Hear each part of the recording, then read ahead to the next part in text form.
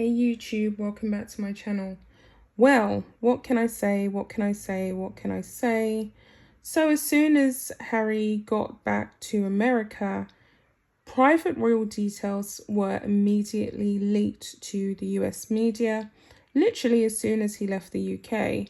And this has sparked the whole rage against Harry and the whole anti-Harry and Meghan movement yet again, because we know that they are guilty of doing this. We know that Harry pretty much wanted to get as much inside scoop as possible so that he could go back to America and monetize it with Meghan.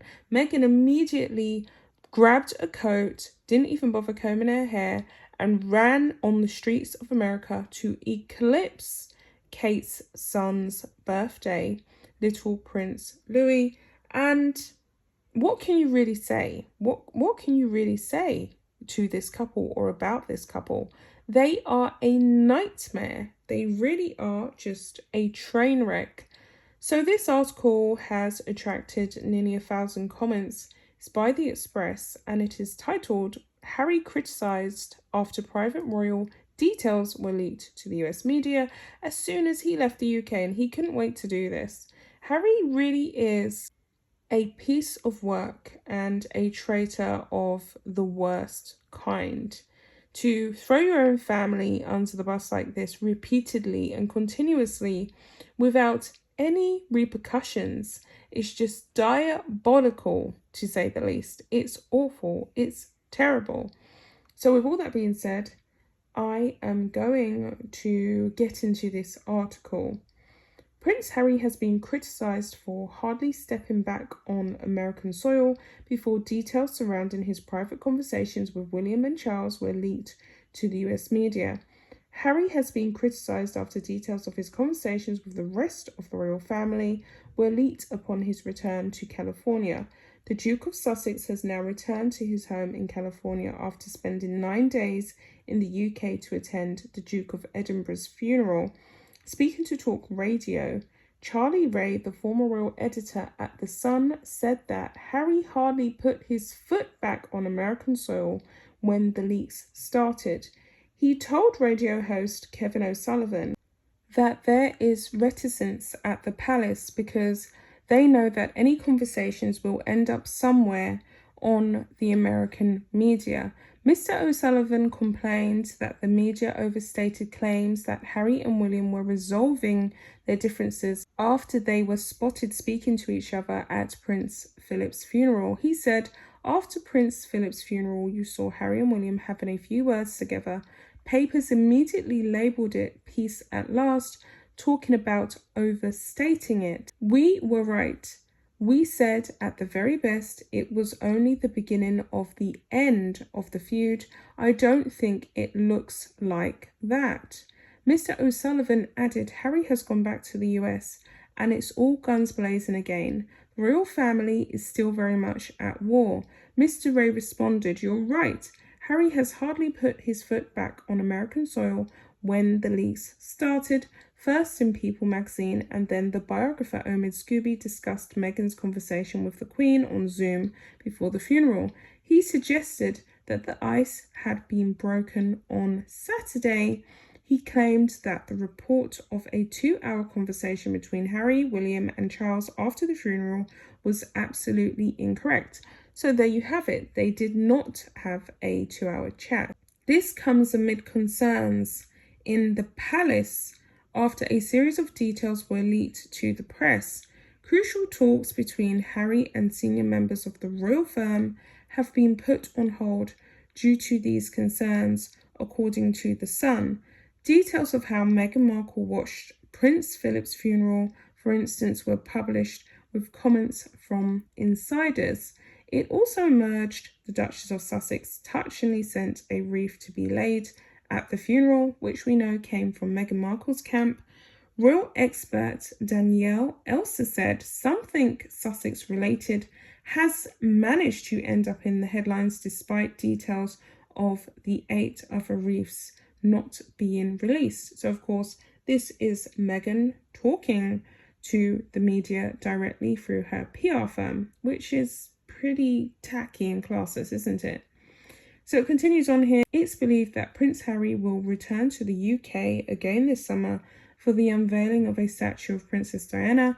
He will join his brother for a ceremony rescheduled from 2020 at Kensington Palace's sunken garden. And yes, that was meant to happen last year, but of course, due to the whole pandemic, they wasn't able to do it.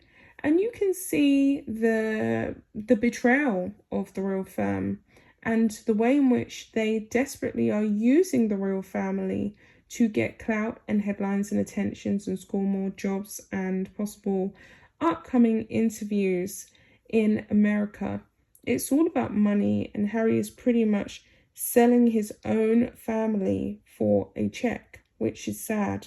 One only has to look at the Reef statement, Zoom call info, and Meghan Markle on her day out to see that Leaky Lucy has a compulsion to make it all about getting her name in the papers, no matter what the situation or how much she protests. She doesn't want to be the centre of attention.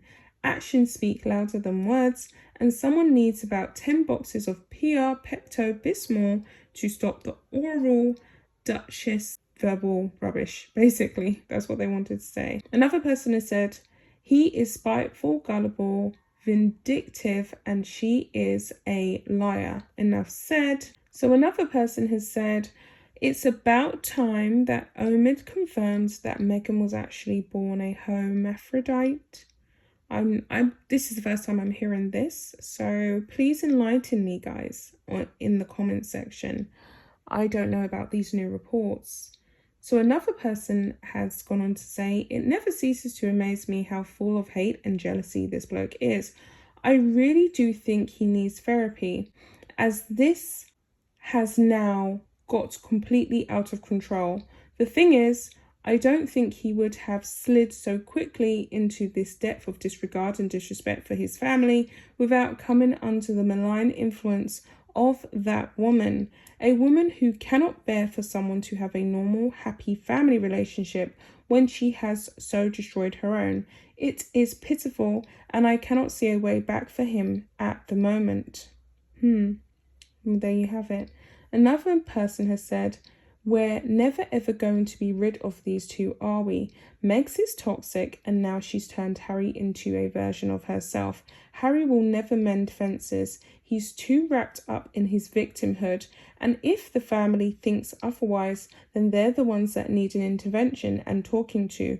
Strip these titles once and for all and be done with them, and then we'll see how much Megs and Harry are worth when they have nothing to cash in on. And it's true, they're not even grateful for the fact that they even have a loose hold on these titles. They are so ungrateful, and they are still very much determined to destroy the firm and destroy the future of the royal family.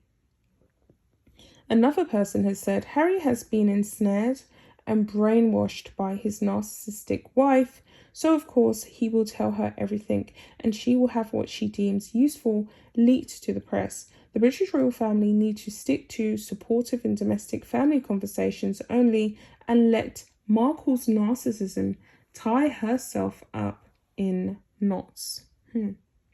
I could not agree more.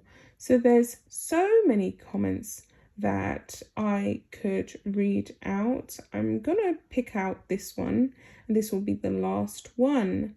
Meghan's PR at work here. To make such a crass comment whilst the Queen is mourning the loss of her beloved husband speaks volumes about the type of person you are. Yes, The Crown is a work of fiction, just a fiction, spewed from megalomaniac's mouth. But there are people who think it must be true. Wrong. It is a hurtful jibe at Her Majesty, totally uncalled for. God save the Queen. And I think that they are talking about the Crown Netflix series, which I haven't watched. Let me know if you've watched it, guys.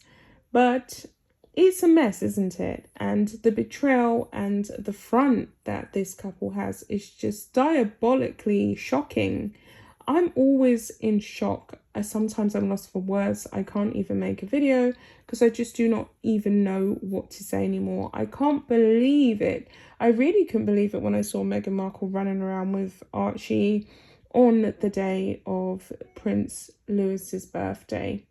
With all that being said, I'll be back with another video. Bye, guys.